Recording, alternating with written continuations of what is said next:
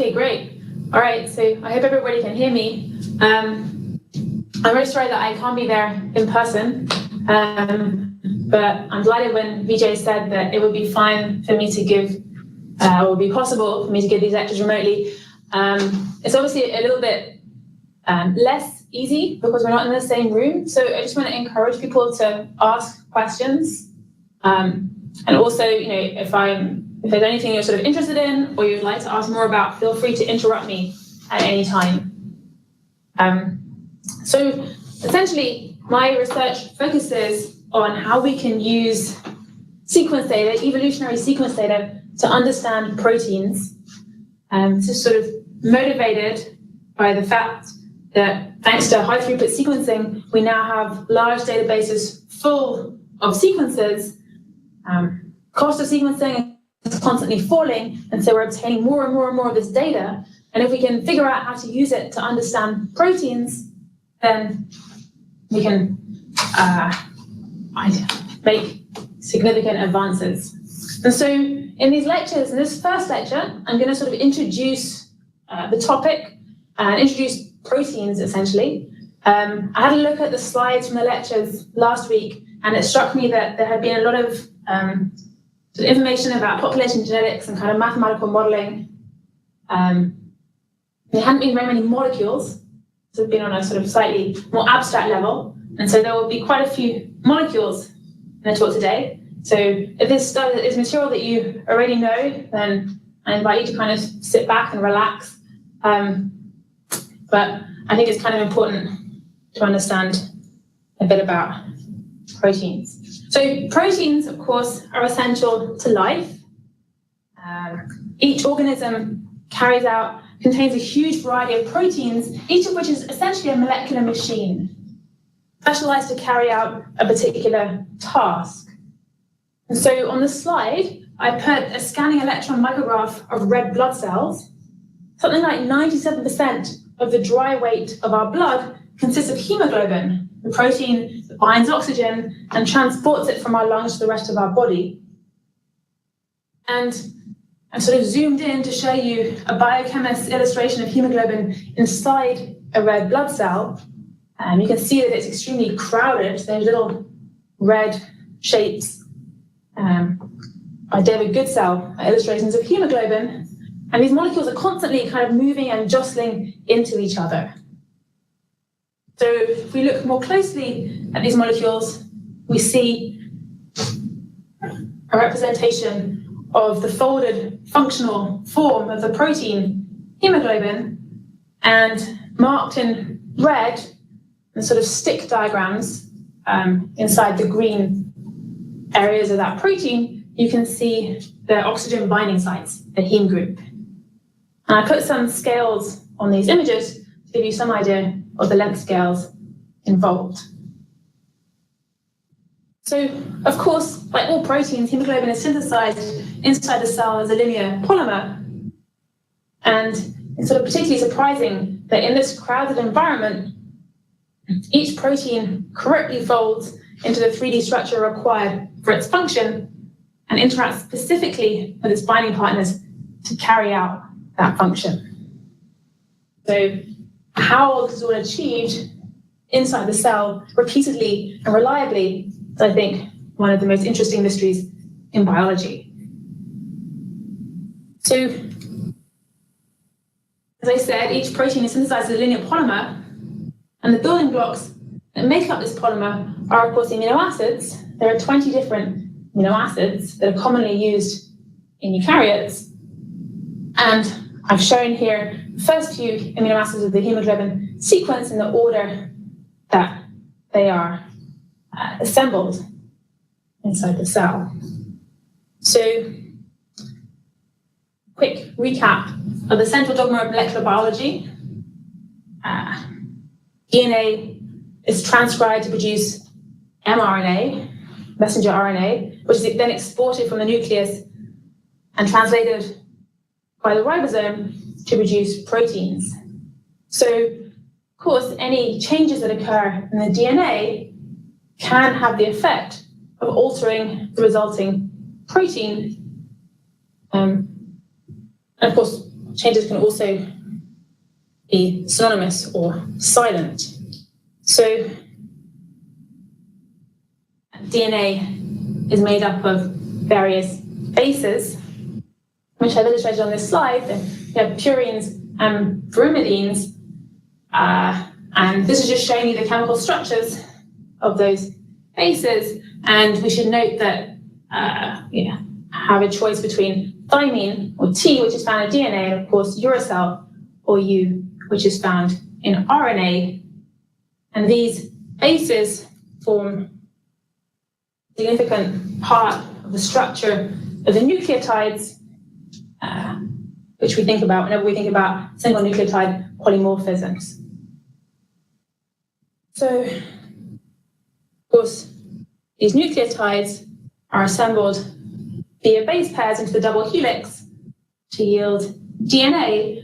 I just wanted to kind of give a reminder of what all of this actually looks like if we think about the molecules. And so here I've illustrated in this diagram the major groove and the minor groove of DNA, which are important features that proteins will then bind to. And I've also illustrated just the base pairs.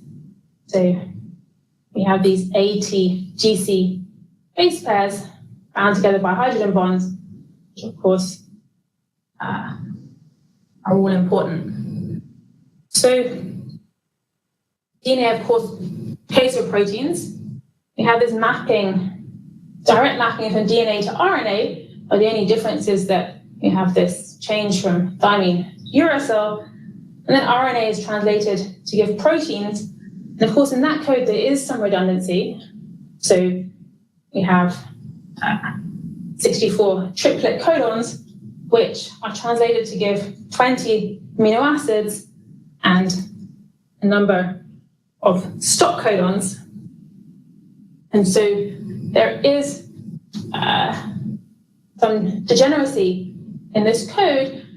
And we note that the amino acids are encoded by different numbers of codons. So this means that for some amino acids, it can be very easy to mutate away from that particular amino acid. If you consider methionine with its AUG codon, any mutation to that codon will move us away from methionine, resulting in an amino acid change, whereas there are other amino acids which have many more codons. So for example, we consider serine, there are 6 possible codons that code for serine, and so there are, in particular, the third base pair of those codons can change largely without affecting the particular amino acid that's coded for. So this means that some amino acids are kind of more stable, if you like, or more resistant to mutations than others. Of course, beyond this, the amino acids themselves differ greatly in their physical properties. So we have one level of redundancy, which is that some DNA mutations can be silent or synonymous. They don't result in an amino acid change. And then we also have the fact above that some amino acids are more similar to each other than others. So we have these 20 building blocks that proteins are made up of. But some of those building blocks, for example, leucine and isoleucine, are really very similar to each other, whereas others, for example, leucine and lysine, are really very different. And so in order to give you some idea about the physical properties of the resulting proteins, I'm going to spend some time talking about these amino acids and their structure and how that confers, how that sort of enables proteins to carry out their many functions. So, this slide illustrates amino acid structure. We see here that every amino acid has the same backbone, if you like, basic structure, and it's this R group, which is called a side chain on this slide, which gives them their chemical specificity. So I've shown in the bottom of this slide as an example amino acid alanine, which is shown as ALA for short, which has this CH3 simple side chain. And I've shown that drawn both in a stick form, which shows you, which sort of really highlights the bonds that are present in that structure. And I've also shown it as a space-filling form in the bottom corner of the slide. And so you can imagine that as that side chain varies, it changes its chemical features and also its size. These amino acids really dictate how the protein, of course, folds up and how it's able to respond to external signals, such as ligands that bind to the protein or other proteins that interact with that particular protein. So we have this sort of great similarity between the amino acids, and they have the same sort of basic structure, but these side chains create a huge amount of variety. So amino acids are chiral molecules. That means that there are two different versions, if you like, that can't be superimposed on each other. They're mirror images of each other. Many biologically active molecules are chiral. Most compounds in biological systems will be the same chirality. By that I mean that most amino acids are lever rotary, is the word that we use, or left-handed, while sugars, which are also typically chiral molecules, are dextro-rotary, so they have the other-handedness. And these terms actually describe a physical property. So they're describing the interaction of these chiral molecules with a beam of linearly polarized light. And so this was first deduced, 150 years ago by Pasteur. What he deduced that this property had a molecular basis, and the term chirality was then introduced by Kelvin about 50 years later. So amino acids in biological systems are left-handed, and the resulting proteins made out of these sort of lever rotary or left-handed amino acids are known as left-handed proteins. And you can imagine a whole other universe in which naturally occurring amino acids were the other chirality. And in fact, these are very, very rare in nature and have only been found in small peptides attached to bacterial cell walls. So we have this sort of implicit handedness, and that turns out actually to be very useful when it comes to solving protein structures, because it gives us a sort of set of constraints on what conformations can exist. So moving on, you can sort of naturally group the 20 amino acids based on some of their physical properties. So I'm going to focus first on these amino acids that have aromatic side chains. These are phenylalanine and tryptophan. So by aromatic refers to the fact that these amino acids have these ring structures in their side chains. So if you remember that alanine side chain I showed you earlier, which is a CH3, these are clearly much bigger molecules, and these ring systems give them particular stability because of the resonance bonds that are present in those rings. You can see you have this sort of alternating double and single bonds as you go around those rings. That gives them a particular stability than other geometric arrangements of the same atoms. So these are hydrocarbons. If you had a hydrocarbon without a ring, which we do find in other amino acids, they're much less stable. If these ring-based amino acids, or amino acids with ring side chains, can also engage in particular interactions with other rings and also with other functional groups, makes them very useful. So if you look at molecules in the immune system, in particular, antibodies, for example, tend to have a lot of rings that enable them to bind specifically to antigens, so the molecules that they're designed to bind to. So these aromatic molecules are very stable. They don't break apart easily to react with other substances. And of course, we also find these in the double-ringed bases in DNA and RNA. In the green box, I've shown these amino acids, cysteine and methionine, that have sulfur atoms in their side chains.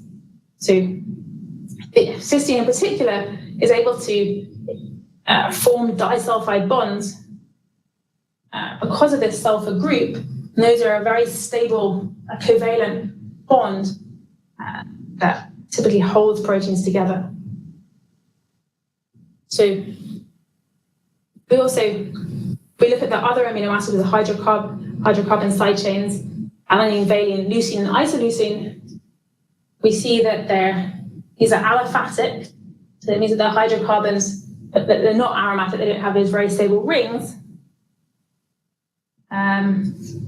Glycine is a sort of very unusual amino acid because it doesn't have a side chain. It just has that basic structure.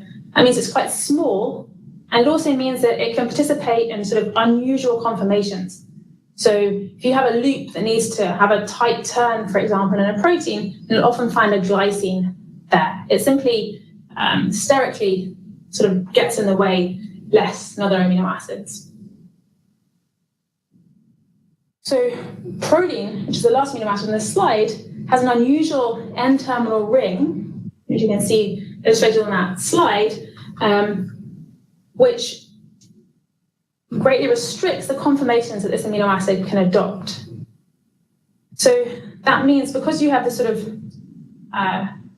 particular conformation, protein is sort of very, particular in its conformation, it means that it can only occur in certain places. So if you have a protein, it tends to disrupt the structure around it, and that means that mutations to protein or away from protein can be particularly disruptive to protein structure and function. So we've covered the hydrophobic amino acids. We'll talk a bit more about what I mean by hydrophobic in a few minutes. But we now come on to the charged amino acids. So there are two amino acids that have a side chain that has a negative charge. That's aspartic acid and glutamic acid. You can see those in the red box on this slide. And then we have the three amino acids that are positive. So arginine and lysine are sort of definitely positive, whereas histidine is closer to being neutral. So it's only partly positive at neutral pH. And that means that histidine is sort of very sensitive to its surroundings, and so it's often used in the active sites of enzymes, for example, because it can be sort of very easily changed, its chemical nature. So beyond that, we have amino acids that have polar side chains. These amino acids are able to participate in hydrogen bonds. Okay. We have asparagine and glutamine shown in this sort of pink box. And finally, we have serine, threonine, and tyrosine have this polar OH group on their side chain. And looking at those structures, you can imagine that these amino acids really vary quite greatly in terms of the size of their side chain. And that's important when it comes to packing in the 3D structure of a protein. So I've managed to repeat the charged amino acid slide. But what we find is that there are 20 amino acids that are used throughout proteins, but they're used in different amounts. Some of these are used much more often than others. So tryptophan, for example, is fairly unusual, just 1.3%. Cysteine, with that sulfur group, is also very unusual. Whereas alanine, which is just has that CH3 side chain, is really very frequent at 8.66%. Leucine, which is hydrophobic, is also very frequent. So there's quite a lot of variation in terms of how much these amino acids are used across protein. And so these numbers are obtained just by taking sequences from the UniProt database and literally counting how often each amino acid is found in those sequences. So we've talked about these amino acids quite a bit. Of course, in proteins, these amino acids are joined to each other via peptide bonds. And you get a peptide bond between each pair of amino acids, and when that's formed, a water molecule is released, and we end up with this sort of fairly rigid planar bond connecting these two, or previously two amino acid molecules. So once that bond has formed, it provides sort of conformational restriction, and it's shown by these blue squares in this diagram. So those blue squares stay planar. Those are two peptide bonds. It's where the omega is shown in this diagram. So that omega is fixed at 180 degrees. That provides sort of a large constraint on the structure of proteins. And then there are the other two angles, phi and psi, which can vary, although they don't vary completely freely. And those angles, these are dihedral angles, which we can define using something called Newman. Yeah, please.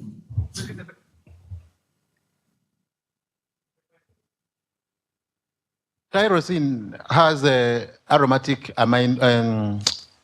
side chain. So why did and you didn't include it in the amino acids that have aromatic side chains, but you included it in those that have hydroxy. Polar. Yeah, that's right. Yeah. So what is the reason for that? So I want to know. I suppose just because it has that additional ability, right, to engage in hydrogen bonds, because it has that OH on the end of its side chain. I mean, you can, these amino acids can have sort of multiple properties, essentially. So you're quite right. I mean, it has that ring, which you can use to make interactions, because it also has that OH group. You would sort of classify it separately from the hydrophobic amino acids. So the other ones are all hydrocarbons. So it just sort of means that they have a more restricted range of interactions. Their side chains are hydrocarbons. Does that make sense? Yeah, so it's just the fact that the OH can participate in those other interactions. That's all. Thanks. So we have these phi and psi angles, and you can sort of define these or think of them by looking along the bond. So the projection that you'd consider for the psi angle is just between these two nitrogen atoms, sort of consecutive nitrogen atoms, around that carbon-carbon bond. And likewise for the phi angle, you have these two carbonyl groups, and you consider the angle looking down that nitrogen carbon bond.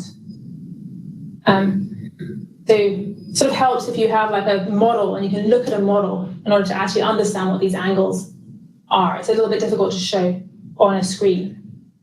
But these angles are quite restricted in the ranges that they can adopt. And we typically show that using something called a Ramachandran plot.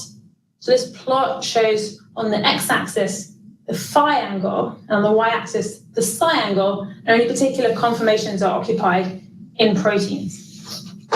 And those conformations, those sort of splodges on that plot, have letters. So this large red splodge is labeled beta. That's because basically those conformations, those combinations of phi and psi angles are found in particular secondary structure subunit of proteins known as beta sheets or beta strands. And the other two areas of that plot that are occupied are labeled alpha R and alpha L, and that's for left-handed and right-handed alpha helices. So this is sort of a very surprising feature of proteins.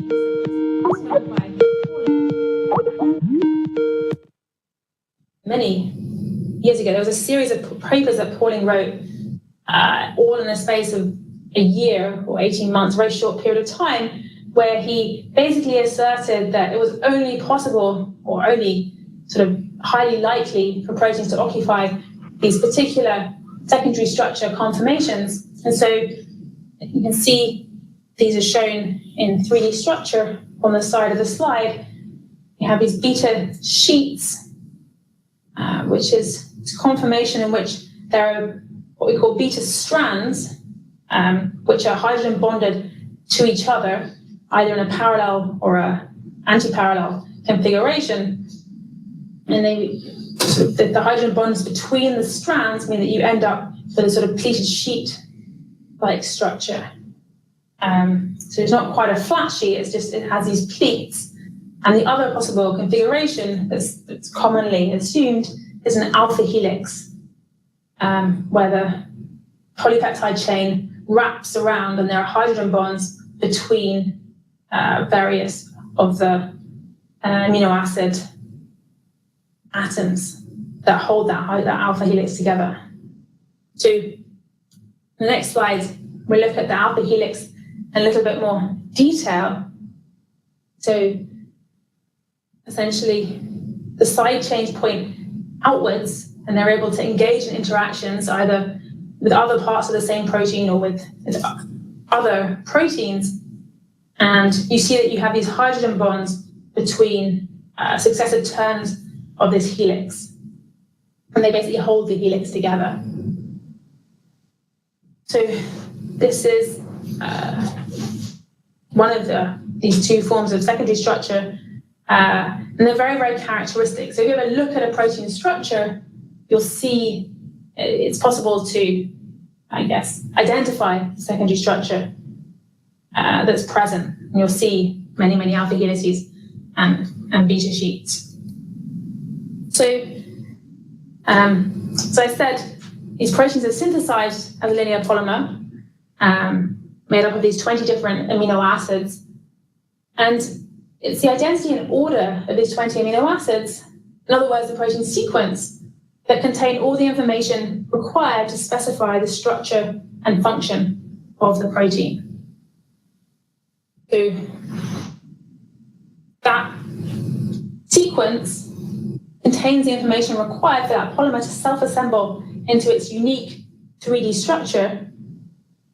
And of course, we would really like to be able to predict the 3D structure from the protein sequence. And we'd also like to be able to understand how the folding process works. So how it is that you start with this extended linear polypeptide chain and the physical interactions that occur between those amino acids as it moves around inside the cell somehow mean that the protein ends up in this particular 3D configuration.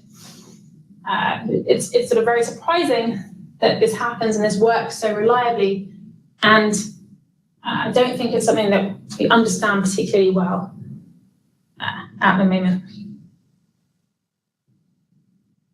So this anti-parallel beta sheet, which I've shown in more detail here, you can see the hydrogen bonds between the strands of this sheet. So these strands run in opposite directions because it's an anti-parallel sheet. You have these two hydrogen bonds that occur every other residue across the sheet. And so typically you'll have sort of every second residue hydrogen bonding in one direction.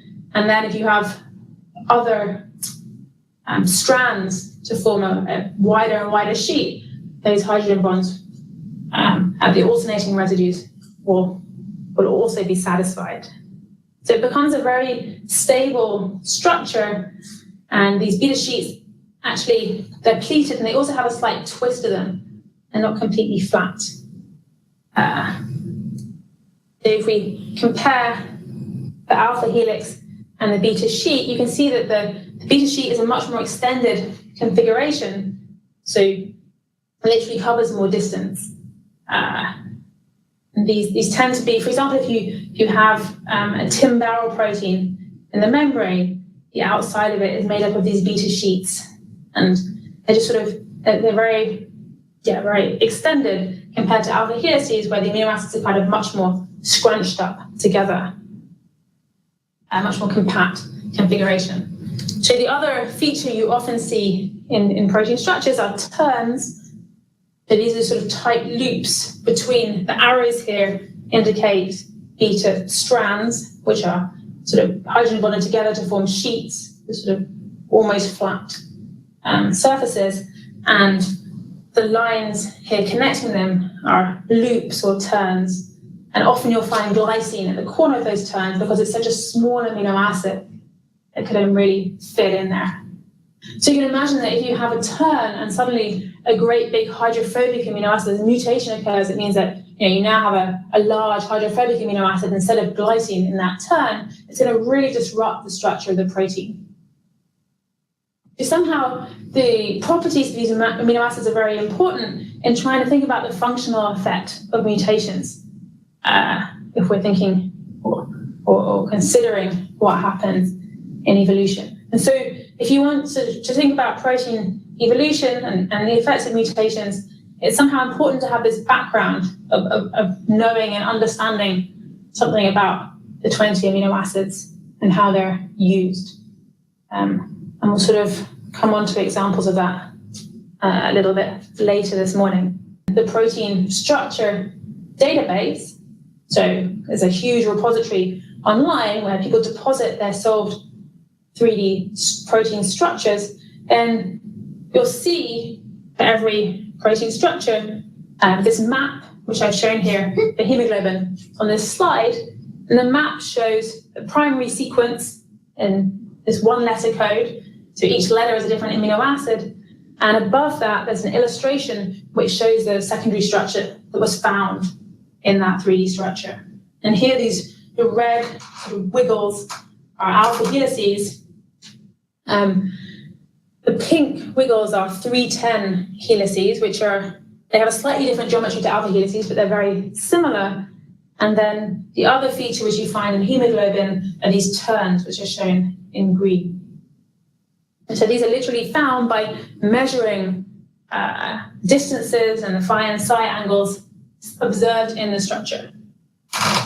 And that's sort of an empirical approach, but we now know the secondary structure of many proteins, and that means that we can build a model for the relationship between the primary structure and secondary structure, and we can sort of take essentially sort of machine learning approach to be able to build a model that can, given that information, can sort of learn the patterns and then predict secondary structure from sequence for proteins it hasn't previously seen with accuracy. There are a number of algorithms which you can find online which will make that prediction for you. And being able to predict the secondary structure is actually pretty useful, because if we look, for example, at this 3D structure of the hemoglobin alpha subunit, you can see that once you know where those helices are, you have sort of a good part of the way to sort of knowing something about the tertiary structure, right? The helices are shown on the sequence here in that 3D structure, but if you imagine it as an extended polypeptide chain, which now just has helices sort of in various parts of the sequence, the step to be able to find the 3D structure is just then pinning those helices together. So the fact that we can quite accurately predict secondary structure is actually quite important. So as I've remarked here on the slide, this map between the primary structure and protein 3D structure is a protein folding problem. People have worked on this problem for a long time. This big question, can we predict structure from sequence, has attracted a lot of attention.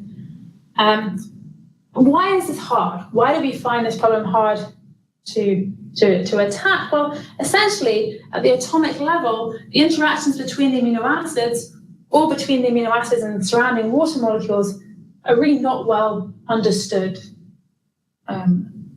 Various approximations have been made, so we've built many models that we use to try and sort of solve this problem and predict what will happen to these amino acids. But essentially, even under these approximations, the problem still ends up being computationally intractable. And if we try and simulate these systems, we now have huge computers, especially designed chips, that we can use to simulate something like a millisecond of simulation time. And so the fact that we can't really simulate a long enough time to be able to really compare with the experimental data in any sort of satisfactory way means that we don't really know whether we've made an accurate coarse grain description of this system. So back in the 70s, when Christian Amundsen was busy discovering the principles that govern the folding of protein chains, it seemed as if it was just a short step from having all of this information and having access to this understanding of protein sequence to be able to solve this problem. And so Amundsen made these sort of very optimistic statements saying that the large amount of data now available on sort of correlations between sequence and 3D structure, together with this increasingly sophisticated theoretical treatment of the energetics of polypeptide chain folding, are beginning to make more realistic the idea of the a priori prediction of protein conformation. And so, since 50 years ago, it seemed like it must just be around the corner that we'd be able to understand the relationship between protein sequence and structure. And yet, they're still struggling, essentially, to solve this problem. So, how are proteins held together? Well, basically, there's an interplay between entropy or disorder and enthalpy, making bonds within proteins is favorable enthalpically, but this has the effect of constraining motion, which of course means there's an entropic cost. And so there's a sort of balance between these two effects. So there are various types of interaction we find within proteins. Of course, there are covalent bonds, particularly these disulfide bonds that I mentioned earlier can be formed between these pairs of cysteine residues. And so an illustration at the bottom of the slide, which shows that you can have disulfide bonds either within a single polypeptide chain, so the A chain of a particular protein has these two cysteines that form a disulfide bond, so that would have the effect of really linking those two cysteines very closely and tightly together. And you can also have disulfide bonds forming between different polypeptide chains, and they're just very sort of rigid, and they have a very particular length. They really constrain the protein because they're very strong. So this is an example. This is the structure of bovine insulin. And these yellow spheres that I've shown, the sulfur atoms that belong to the cysteines, and the disulfide bonds between these spheres really hold the two chains of this protein together. So I've shown the structure here in a sort of stick representation, and you can see some of those ring side chains on the surface of this protein, and those three disulfide bonds which are holding the whole thing together, the whole structure together. So beyond these covalent bonds that we find, we also have ionic interactions. In particular, there are dipoles that result from partial charges. These dipoles end up being aligned, and famously we have hydrogen bonds, which individually are not so strong, nothing like as strong as covalent bonds, but collectively are extremely important for proteins and interactions between proteins. So hydrogen bonds all over the place, essentially, particularly within those secondary structure subunits, but also between proteins. You'll find many, many hydrogen bonds, and also with surrounding water. So often when you crystallize a protein, there'll actually be water molecules trapped in that protein is held tightly enough that they are found in the crystal structure. So beyond hydrogen bonds, the van der Waals interactions. So this has this very characteristic potential. We see the interaction energy really changes dramatically as a function of distance. As two atoms get very, very close together, you get this very sharp increase in interaction energy because they just can't be that close together. And then there's a minima and a sort of gradual decay of the interaction energy. So they prefer to be, something just less than 4 angstroms apart from each other. And these rings that we mentioned earlier, phenylalanine, tryptophan, tyrosine, I guess also proline, these rings can engage in these particular pi stacking interactions, so you can get interactions sort of parallel between rings and also a sort of perpendicular edge-on interaction. And these can be very useful for determining specificity, essentially, between proteins, and they interact with each other. It's aromatic interactions. Finally, we have hydrophobic interactions. These are really important particularly it's thought for protein folding. So often proteins tend to have a sort of comparatively hydrophobic core. Those amino acids all want to be sort of hidden away from water, and so they sort of nucleate the what's known as a hydrophobic collapse, when the protein chain folds in such a way that it buries all of these hydrophobic side chains. So the hydrocarbon side chains that I showed you earlier are often found buried inside the protein, and that's because they don't interact well with water.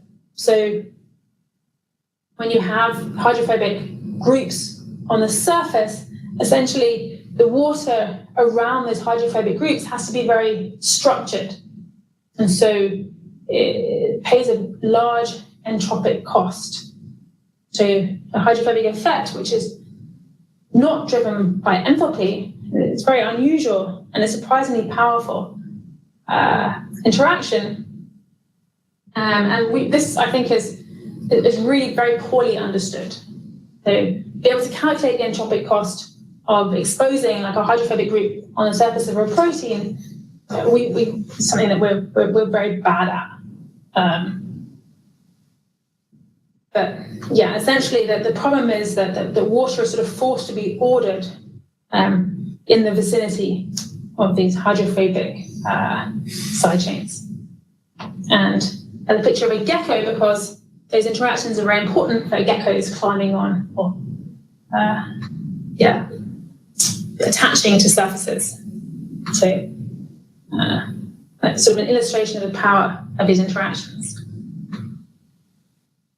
So we've talked about the different interactions that are important in proteins, and those interactions sort of distinguish different amino acids. So the amino acids that have these hydrocarbon side chains typically engage in these hydrophobic interactions.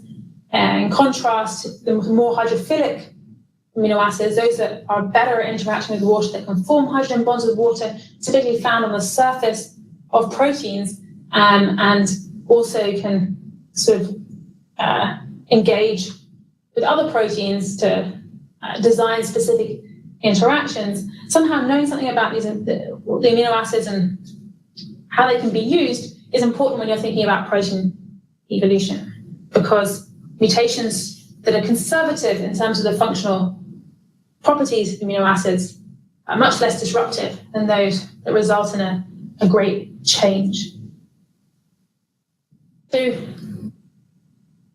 this protein folding problem, if you have this is a single polypeptide chain, folds up into a 3D configuration, and then of course the final level of interaction is to go from single folded polypeptide chains to the quaternary structure of proteins. So in this case for hemoglobin, 4 copies interact specifically to make a functional complex. And I say 4 copies, it's really 2 copies each of 2 chains, the alpha and beta chain, but they're pretty similar to each other. And so we can almost think of them as 4 versions of the same chain. What's surprising is that these interactions are highly specific. So even in that crowded cell where you have enormous numbers of molecules sort of in a very small space, these interaction partners manage to find each other specifically and interact as required by their function. So a key question which you might look to sequences to try and answer is how does that amino acid sequence determine the 3D structure? How does it determine the function of the protein? And moreover, how is the interaction specificity between individual protein chains controlled?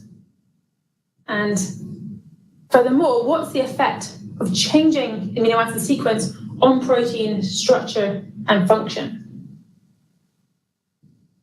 And I think the fact that we're able to see these 3-dimensional structures of proteins is extremely important. It can't really be overstated or understated how helpful it is to be able to actually look at proteins and see how the atoms are arranged. Much of our current knowledge comes from our ability to determine the structure of large numbers of proteins experimentally. I want to briefly touch on the techniques for determining protein structure. So X-ray crystallography is perhaps the principal technique. So here, X-rays are sort of shot at a crystal and diffracted, and the Fourier transform of the resulting diffraction pattern gives us the electron density. Lucy, there's a question. Yeah, please. Hi, excuse me. Just going back to the forms of the alpha helices and beta sheets, it seemed to me that you could gauge the directionality of the N-terminus from those structures, if I'm correct. Yes, go on. So can that be done similarly for the coil domains? Well, the coil domains have this sort of helical structure, essentially. What do you mean by the directionality of the N-terminus? You mean which way it points? Right, which way it points. Yeah, so I mean, coil domains basically have these helices that wrap around each other, right? So you'll get this sort of very tight packing of these helices in these sort of hairpin-like structures.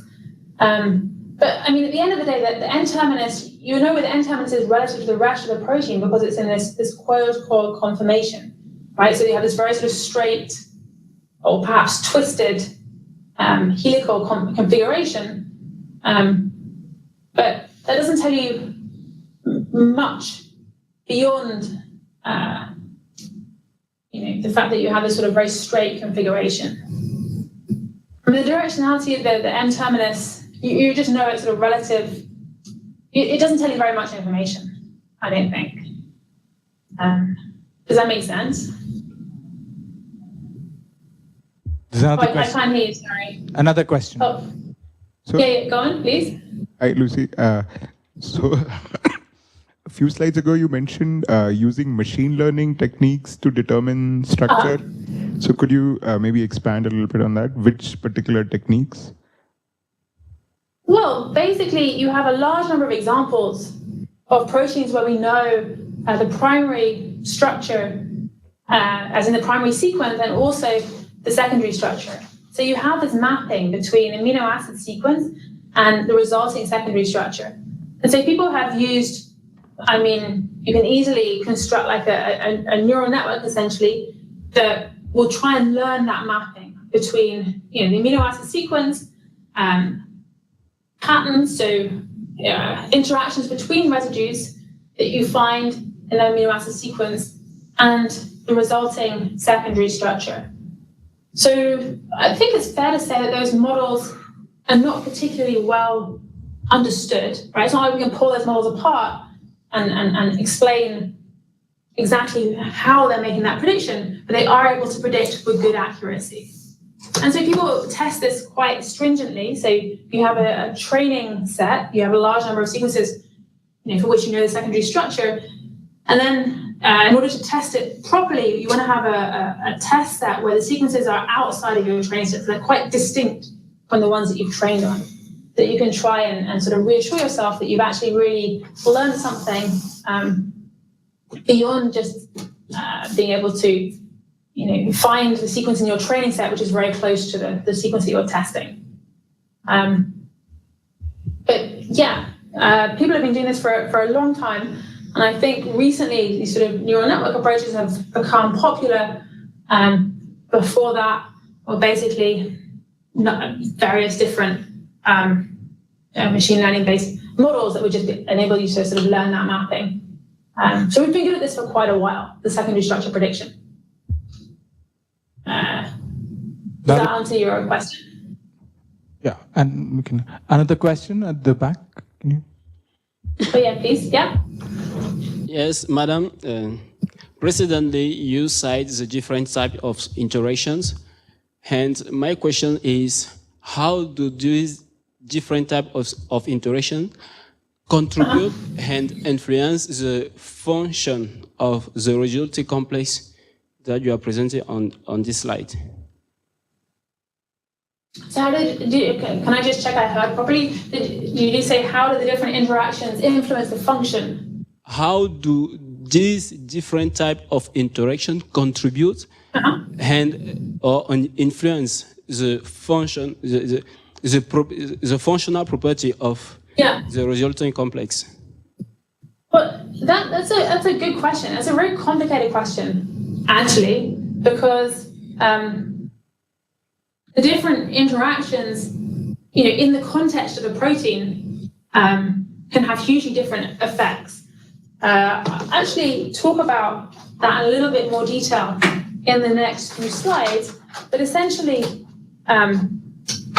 if you imagine the interface between these subunits, so I've said here on this slide that 4 copies interact specifically to make a functional complex. So the interface between those subunits is extremely important in determining the function of this protein. So the job of this protein is to carry oxygen from the respiratory organs to the rest of the body. And so oxygen binds, I've shown the oxygen binding site on this figure in red, the heme group, which is a sort of molecule shown in red sticks.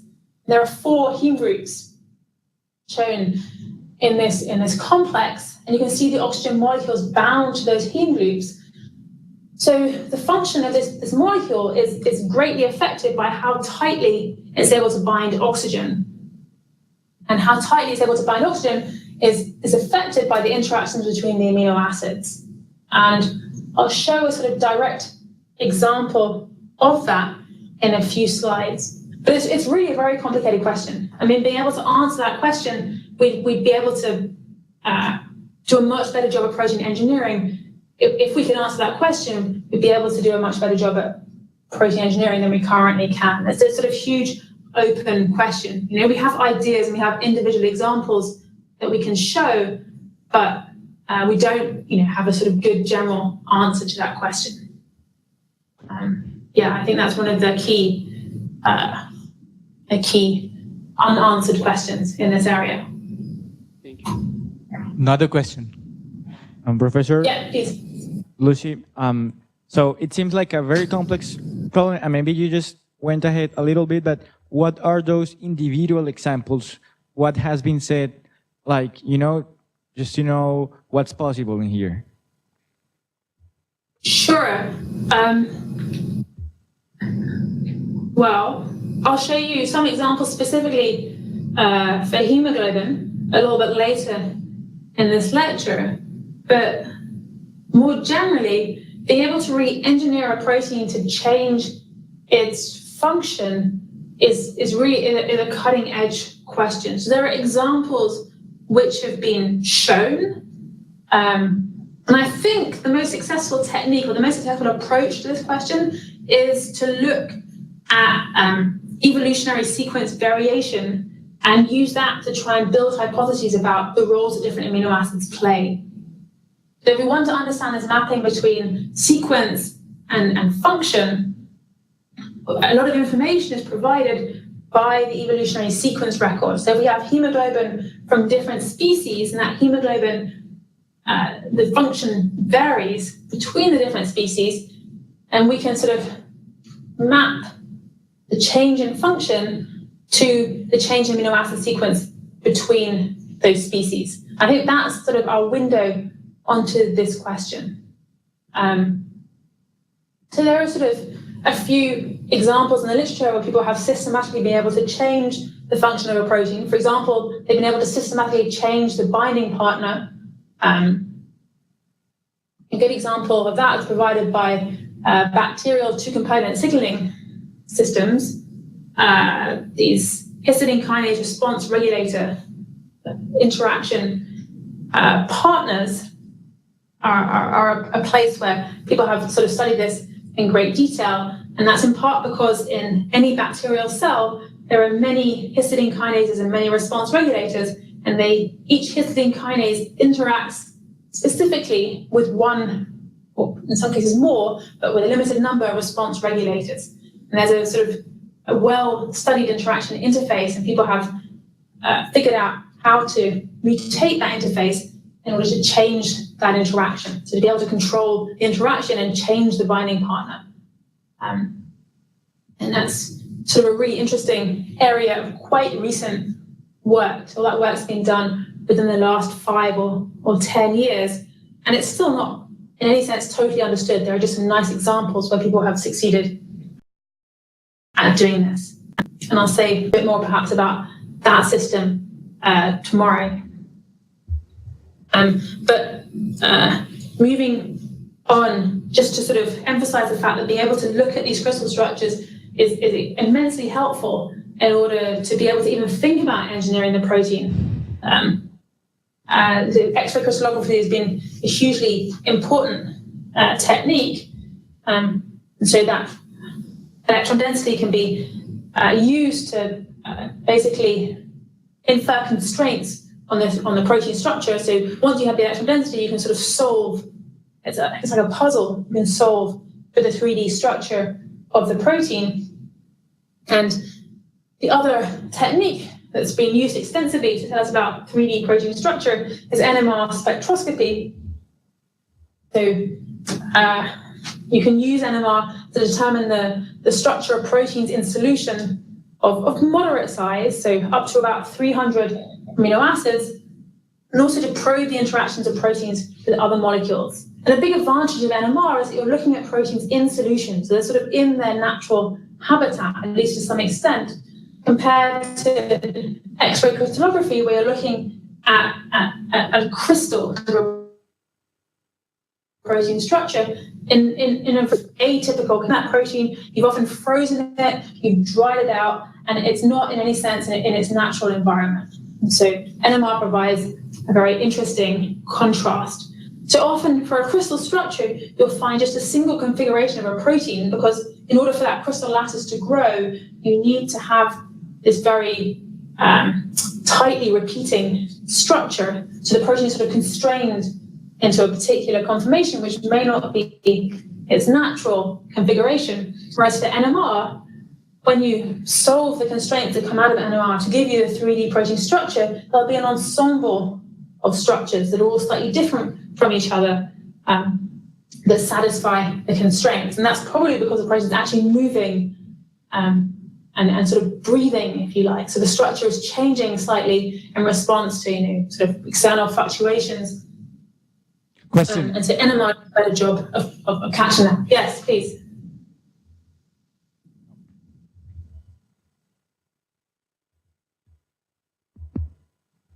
Yeah, my question is these protein interactions when you capture, especially after this X-ray crystallography and all this. So there is a lot of noisy interactions are also captured.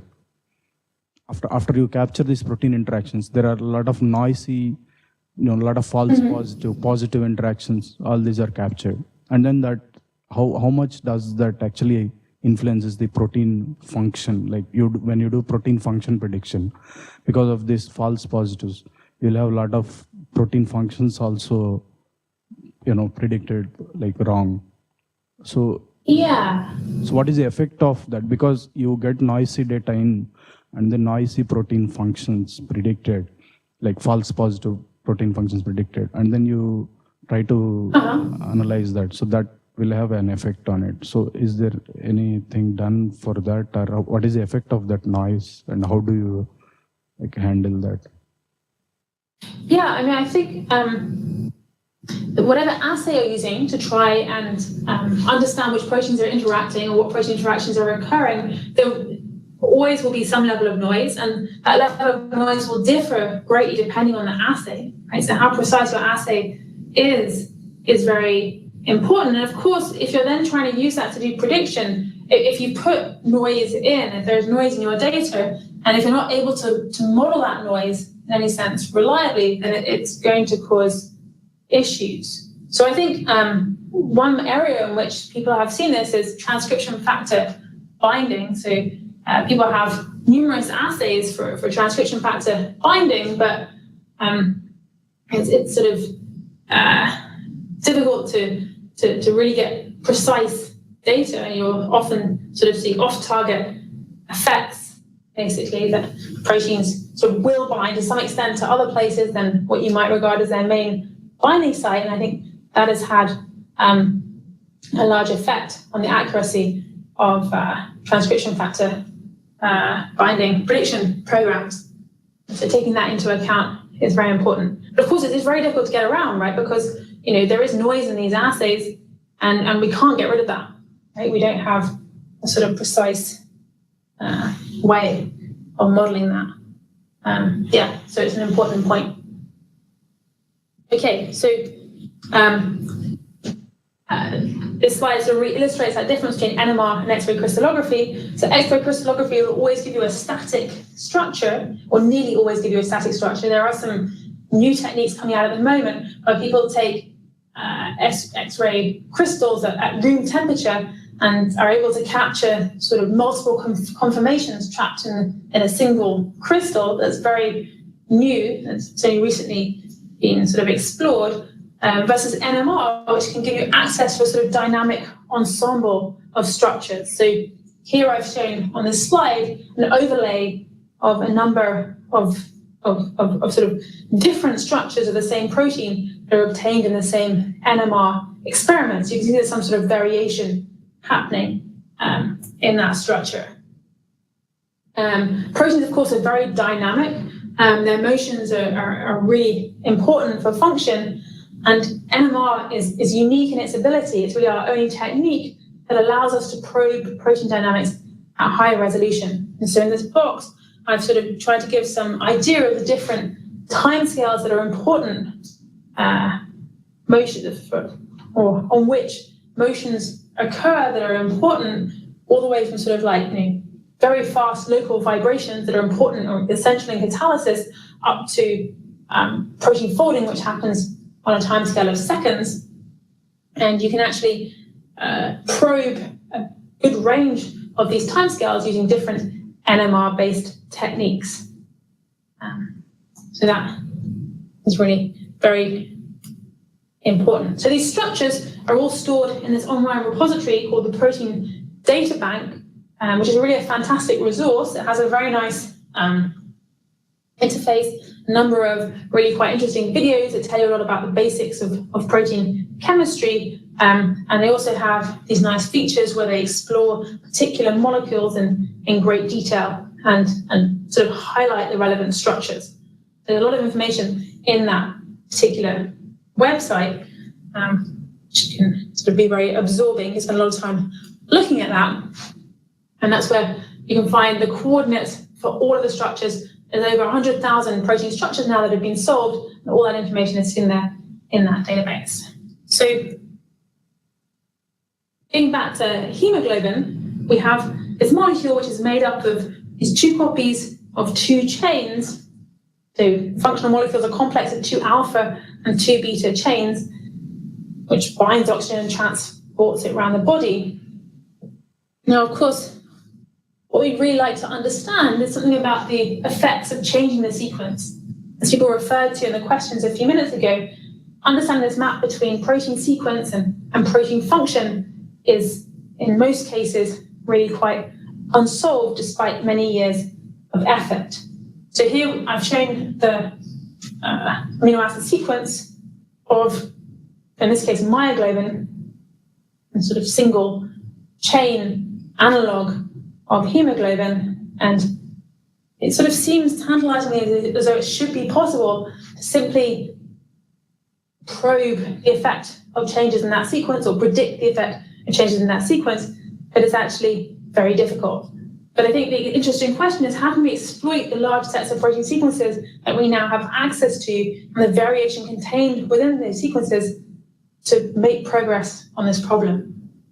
So I've mentioned a number of times that the function of hemoglobin is, of course, to bind oxygen, and we measure that function through something called an oxygen saturation curve, where on the x-axis is the partial pressure of oxygen, and we're showing basically how the oxygen saturation varies with that partial pressure for different versions of hemoglobin. So in this plot, I'm showing in different colors, firstly, human hemoglobin under different pH values. The pH has an effect on the ability, or the ability of hemoglobin to bind oxygen. And I've also shown the curves for a few different species.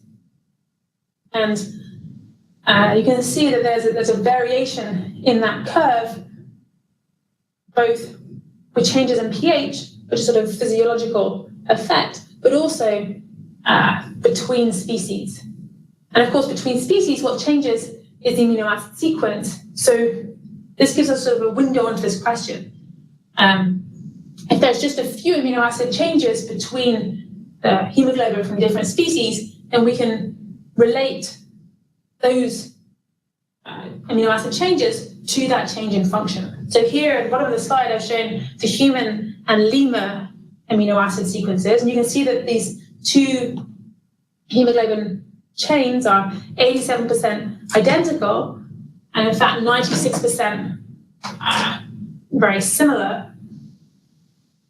So I've shown in different colors some of those amino acid changes that occur. You can see that many of those amino acid changes are conservative. They're shown in pink with these sort of two dots, which means that yes, there's an amino acid change at those positions, but they're really it's a change that isn't particularly surprising. So, if you had sort of an alanine changing to a serine, that isn't likely to have a huge functional effect, basically, because those two amino acids are quite similar. So when we look at these sequences, these few examples that are shown in black that are likely significant changes because the character of the amino acid has really changed between those two sequences. So what we'd like to be able to do... Yes, please? Question. In the graph, what is N and P50? Oh, so P50 is the partial pressure of oxygen at which it's 50% saturated, and N is the slope of the curve at that point. So basically, this is a curve that you can describe with these two parameters. So it's the x-axis value at which the y gives you 0.5 and the slope at that same point. Another question. And so that's, yes, please. Hi. Yeah, so just so that for a reference, the different species graphs you've given on this, what pH, is there any information on what pH that's at so that we can sort of compare it with the unit? It's a good question. I think they were attempting to measure these curves at the same sort of physiologically normal pH, which I imagine is 7.4. That's sort of the sort of typical intracellular pH. Okay, so that's but going to be... I don't know how carefully they were able to control that between these different species. I see. But I imagine that, you know, they took blood essentially from the different species and put it into the experimental equipment. So it would have had, you know, to some extent, control over the pH. Okay. But it is a good question. Yeah, so approximately we can say that we can compare it with respect to the blue curve for the human pH. Yes. Okay. Yeah, I think that's you. true. Yeah, thanks. That's a good question. So we'd like to be able to, you know, take the functional changes. So you could view that as just the change in these N and P50 parameters and correlate them with these changes in amino acid sequence, because that would hopefully allow us to say that, you know, these changes in the amino acid sequence cause that functional change. And so I'm going to describe an example where actually that was more or less possible. So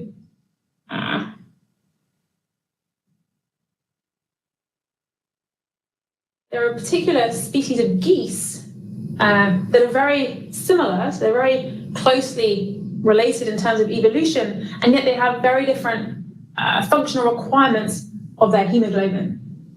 And in particular, most ducks and geese are able to fly up to something like 7,000 feet, but there are a few species, for example, this bar-headed goose that I've shown in color on this slide, that are able to fly much, much higher. This is because the bar-headed goose lives at the Tibetan lakes and migrates over the Himalayas twice a year in order to winter in India. Question, Lucy. This is sort of yeah, please. Yeah. Ma'am, kindly go to the previous slide. Sure, absolutely.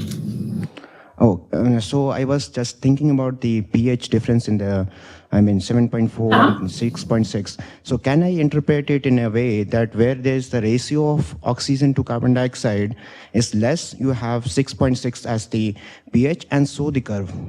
Can I interpret that way? That's a good question. So certainly the ratio of carbon dioxide is important because carbon dioxide, when it's dissolved, is typically in its bicarbonate form, which does actually bind to hemoglobin. Yeah. And depending on the kind of hemoglobin that you're looking at, it can in fact bind more tightly than oxygen. So I suspect that what you're saying is important, but I have to confess I can't remember the physiological details of how that pH dependence works offhand. Yeah. But this is very famous, this pH dependence, this physiological variation. I actually have a nice plot somewhere that I can put on the slides tomorrow that better describes that physiological variation, and I'll look up the answer to your question. Thank you. Good one, thanks. Yeah, so we have these closely related species of geese, some of which are only able to fly up to 7,000 feet, and others of which are able to fly up to, well, basically 30,000 feet. And so this gives us a nice example. There's a clear difference in the hemoglobin of these species because there's much less oxygen at 30,000 feet. And so the fact that these geese can survive at that altitude suggests that their hemoglobin can bind oxygen more tightly. So focusing on these two examples, I'm going to compare the bar-headed goose, which can fly up to 30,000 feet, and it's actually been seen flying over the summit of Mount Everest, with the grey-lag goose, which is a very closely related species that's only able to fly up to roughly 7,000 feet. So in order to sort of look at this more closely, scientists made the effort to crystallize both hemoglobin from both of these species. And these are two structures of these two different hemoglobin. And if you look at them carefully, you'll notice that they're actually extremely similar. And it's sort of hard to tell because I've shown them next to each other on this slide, but on the next slide, I've overlaid those two structures. So one is in green and one is in blue. And here I'm just showing one alpha and one beta chain, so sort of half of the functional molecule. You can see that the blue and the green are really very close indeed. There's very little difference between these two hemoglobin molecules. If you measure the structure very carefully, you'll find that there's a difference of about 3 degrees in how the two chains, the alpha and beta chain shown here, how they sort of stick together. So there is a slight difference at that interface, but it's very difficult to see in this overlay. So there's very little structural difference, and that's because there's very little sequence difference between these proteins. So here I've shown the alpha and beta chain for each of these species of hemoglobin. You can see that there are 3 changes shown in red for the alpha chain and 1 change shown in red for the beta chain. So out of those, there's something like 300 amino acids in these 2 chains, and overall there's just 4 amino acid differences. And yet we have this striking functional difference, which must be caused by these 4 amino acid changes, where the bar-headed goose is able to survive in much more hypoxic conditions than the grey lag goose. So there's actually a movie here showing the location of these 4 changes. So I've shown them in orange and also in blue. So you can see in each half of this molecule, there are 3 orange changes, or 3 orange amino acids shown in spheres. So I've shown them this sort of space-filling representation, and this 1 change shown in blue. So I've shown the location of that change. So 3 of the mutations that I've shown in orange are, for many reasons, unlikely to cause a functional difference. Essentially, they're close to the surface of the protein. The changes are not particularly sort of surprising. They're not particularly severe changes. For example, in one case, we have a glutamic acid changing to an aspartic acid. Well, those are both negatively charged amino acids. They're not going to have a huge functional effect on the protein. So one of those 3 changes lies on the surface, so it's unlikely to affect the function. It's sort of surface exposed. It doesn't play a clear role in the function of the protein. And the second one lies in the surface crevice. And the third one, essentially a hydrophilic side chain, sticks out of the protein and changes. The side chain changes slightly between the 2 mutants. So for various reasons, scientists felt they were able to dismiss the 3 changes shown here in orange. They're sort of right on the surface. But the change shown in blue was thought to be more interesting, and that's because it sits at that interface between the alpha and beta chains. So this was only, let's see, how long ago? This was in 91, this study was done. So people have spent a lot of time looking at hemoglobin by this point. Hemoglobin, of course, was one of the first proteins to be crystallized, and Karuk in particular had really spent a lifetime studying this protein and thought he could pick this mutation as likely being responsible for the functional difference. So to test this, a group of scientists decided they would try and introduce this change to human hemoglobin to ask what the effect was. And so I'm going to show you the result. So this change is the one shown in the second line of this table. It happens at position 119 of the alpha chain. And so you can see that the P50 of the hemoglobin has changed from its original value of 5.8 for human hemoglobin to a value for the mutant, and that's that single site mutation of 3.3. That's a significant change. And in fact, you notice that it's actually a larger change between 5.8 and 3.3 than the difference between those 2 species. So the grey lag goose has a P50 of 2.8, whereas the bar-headed goose has a P50 of 2.0. So the authors point out in this paragraph that I've highlighted on the slide that the increase in oxygen affinity produced by either that single mutation or a second single mutation that had a very similar effect, sort of within a very similar location at the interface between the alpha and beta chains in the structure, and it had a similar sort of steric effect.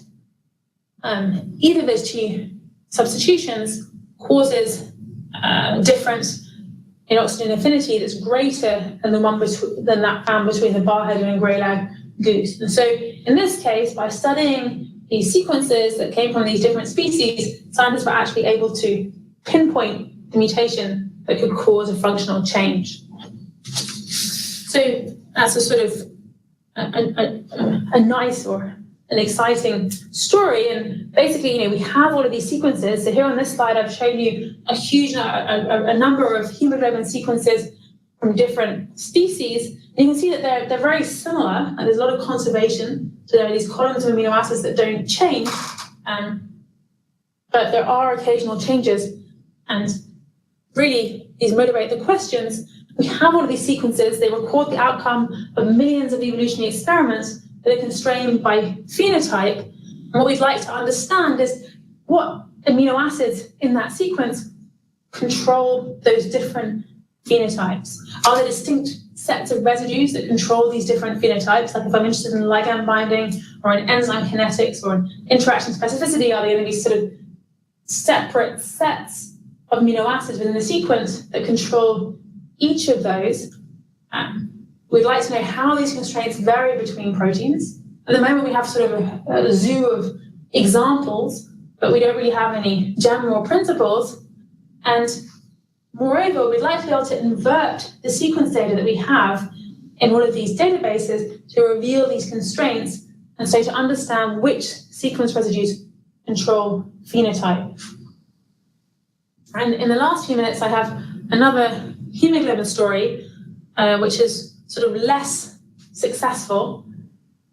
So Perutz, who's shown in this picture, this is a picture of Perutz and Kendrew holding the models of the proteins that they first crystallized back in the 1950s. And that's right, 1950s or 60s. They had myoglobin and hemoglobin in their hands. Perutz was really obsessed with hemoglobin for a long time, and a particularly interesting sort of phenotype is found with crocodile hemoglobin. So crocodile hemoglobin has the interesting property that crocodiles need to be able to stay underwater for more than an hour without surfacing to breathe. And they do this because they hide underwater in order to sort of hide from their prey, essentially. And in fact, they often kill their prey by grabbing it and then dragging it underwater and waiting until the prey drowns.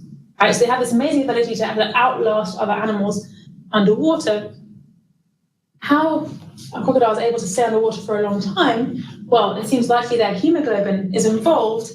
And in particular, what happens is that when they hold their breath, bicarbonate ions accumulate and drastically reduce the oxygen affinity of hemoglobin, thereby releasing a large fraction of the hemoglobin-bound oxygen into the tissues.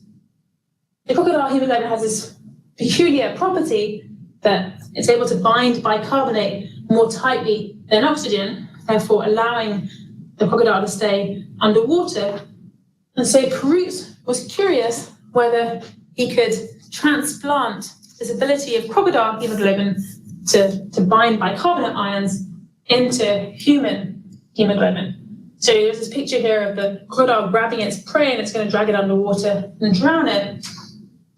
And so hemoglobin spent a little time, Perutz spent a lot of time staring at these models of hemoglobin, and he had the amino acid sequences of these three crocodile species, and the hemoglobin from these three crocodile species, and he was trying to work out where the amino acid replacements that occur between human hemoglobin and crocodile hemoglobin could cause oxygen-linked binding of bicarbonate ions.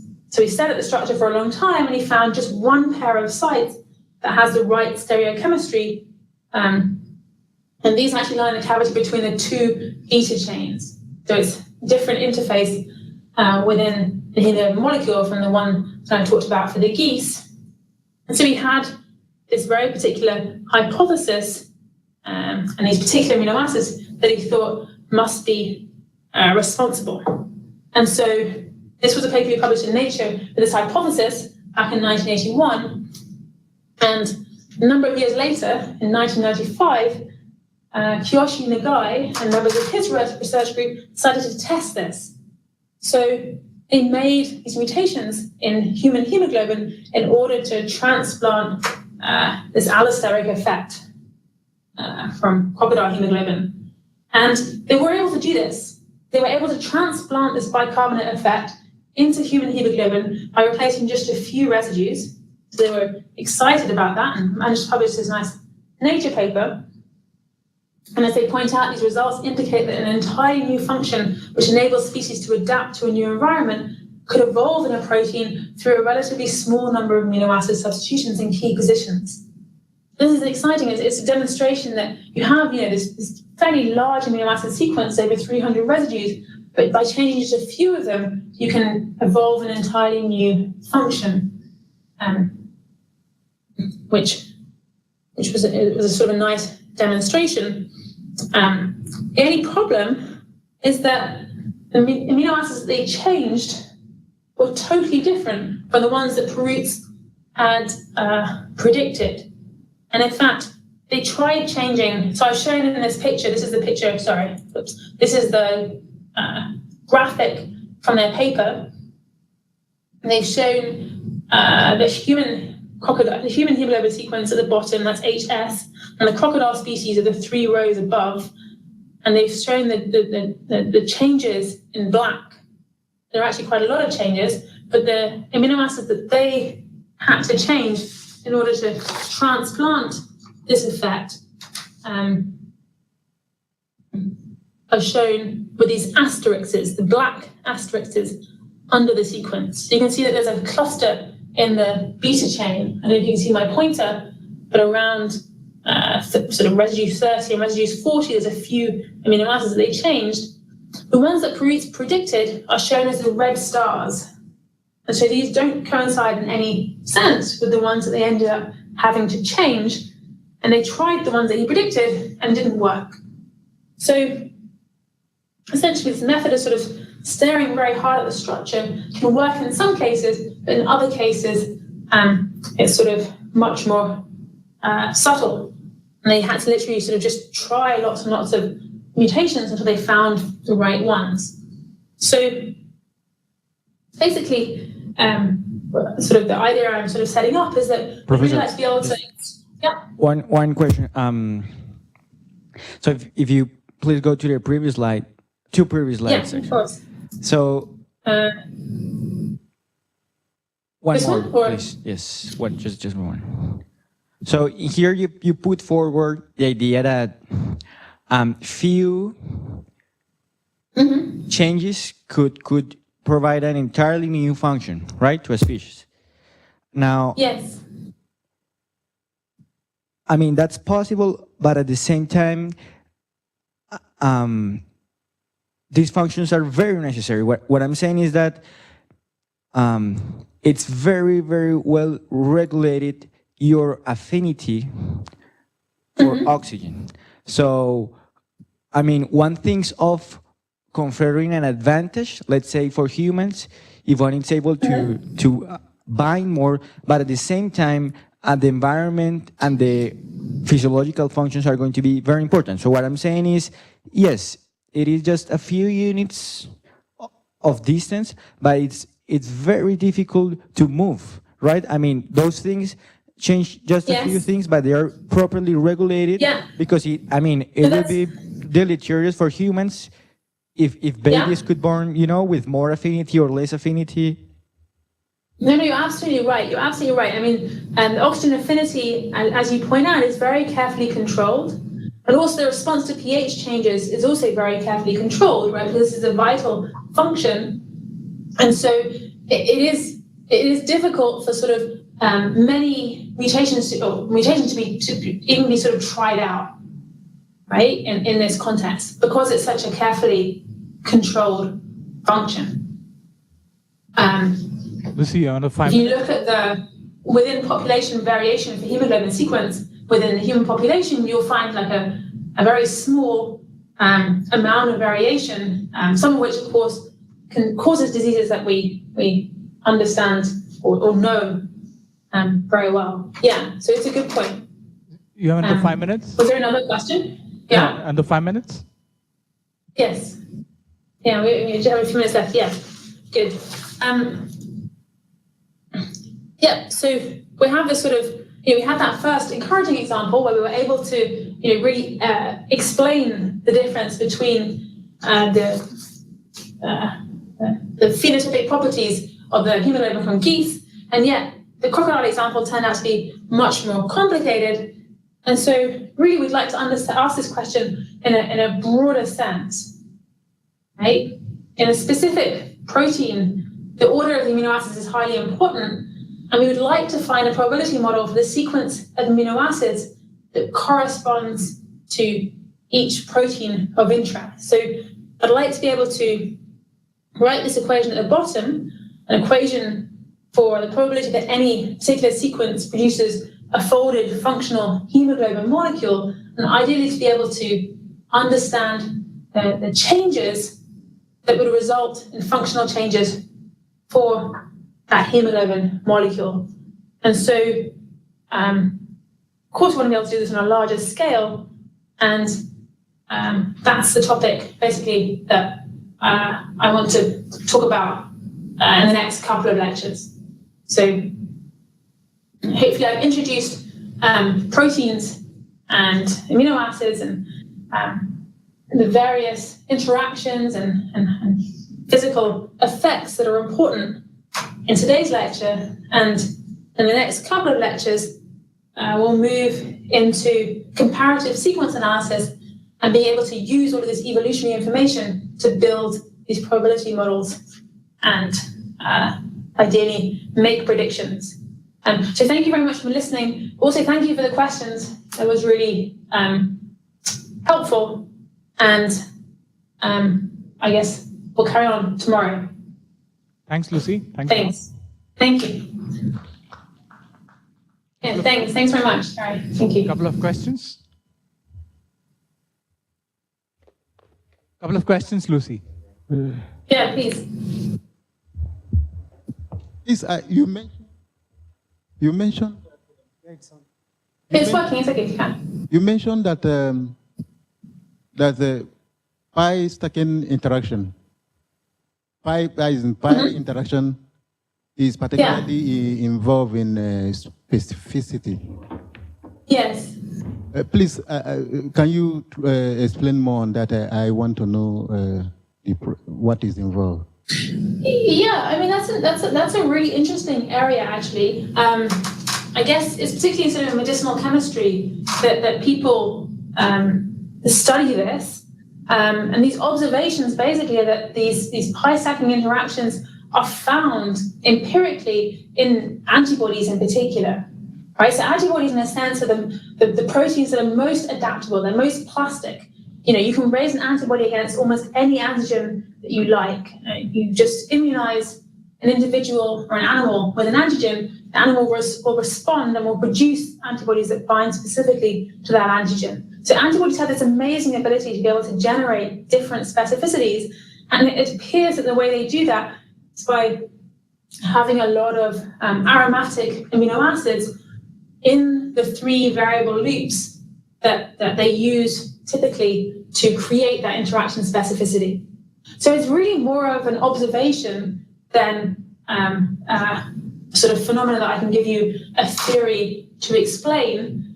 And it seems to be true that essentially you can create highly specific interactions by using these pi stacking interactions in different combinations.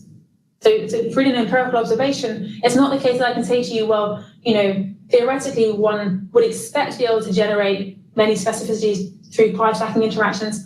There isn't really, I don't think, a theoretical foundation for that. It's just an observation. But it has been repeatedly observed across many, many different species that this is the case. Yeah, there's an interesting paper I can suggest, this medicinal chemistry paper that sort of explores this idea in more detail. I can send Vijay the link for that if you're interested. Yeah, do send that. We can put it up on the website. Yeah. Yeah, sure. Quick question. So, Lucy, the last sentence, we are trying to predict probability that a sequence produces a folded functional molecule. So again, coming back to the, I'm excited about applying machine learning to such kind of problems. So if you feed training data as different hemoglobin molecule sequences which are foldable, and I'm just curious, have you or anybody tried machine learning approaches to this, that you feed a bunch of training data? I know Vijay Pandey at Stanford does a lot of ML to drug. Yeah, thanks. Yeah. So, I mean, I guess right from the start, I've been applying machine learning approaches basically to this problem. So the very first, or the models that in fact have persisted for a long time, people used to make these probability models were hidden Markov models, which are essentially, I mean, these are machine learning models. They're sort of simpler machine learning models than people often use currently, but they've been extremely powerful in this setting. And I will talk about those a little bit briefly tomorrow. Beyond that, sure, people have been trying to use machine learning problems to tackle this problem. It's actually perhaps surprisingly difficult. Getting the probability that a sequence produces a folded, or maybe even a functional hemoglobin molecule is reasonable in the sense of a sort of binary task. So either the molecule, either the sequence is good or it's not good, right? If you do that task, then you can do quite well with some quite relatively simple machine learning. I mean, even a hidden Markov model will work. If you want to go beyond that and actually predict the functional effect of mutations, so say I have this sequence, I change these 3 residues, what's the functional effect predictions be? That's much harder. So it's something that I certainly am really interested in at the moment. The task that requires a lot of data, I think, a huge amount of data. We have many protein sequences. We don't have that many functional measurements. That's a problem. And so acquiring more functional measurements is really key, I think, in order to solve that machine, or help solve that machine learning problem. But yeah, I think it's a really exciting area. And I'll talk a lot more about that tomorrow, I guess. Yeah. Thanks, Lucy. Okay, thanks. So let's thank Lucy for a very nice. Yeah, sorry. Thanks very much for listening. Thank you. Lucy, just to let you continue with your day. So, are you there, Lucy? In the slide, did you? No, se fue? I'm sorry, is she gone? Lucy, are you around? I'm here. Oh, okay. Okay. Last immediate quick question, right. But he can't hold. You said the order of amino acids is highly important and contains all the information. I'm wondering about the all. I guess there are many more variables which determine the geometry of the protein, right? Maybe, I mean, I'm sure that if you increase the temperature, the protein then gets another geometry. So what's that dimensions? I mean, those dimensions that control, I mean, order, of course, is important. There can be.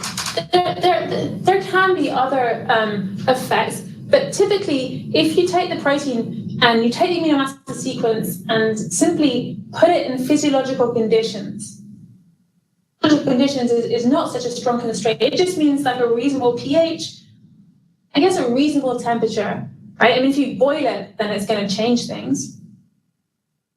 Freeze the suspension, then it will change things. But as long as you're at sort of a reasonable temperature, then this protein by itself will typically fold up into the correct 3D structure. And that was demonstrated actually by Christian Amundsen, first of all, back in the 50s. That was his famous experiment where he took, I think it was chymotrypsin, he chemically denatured it, putting it into urea, and then when he took the unfolded protein and returned it to physiological conditions, it refolded and regained its function. So that was the sort of the famous demonstration. Now, of course, there are many exceptions. There are proteins where you need a chaperone in order to help it fold at a reasonable rate. Some are proteins where the cell will sort of create some kind of container so that it can fold inside, and there might be different conditions inside. But generally, this is true. That it's just the order of amino acids, the sequence that contains all the information that you need. Okay. Yeah, which is surprising and sort of fascinating. Yeah. Okay. Thanks. Thank you.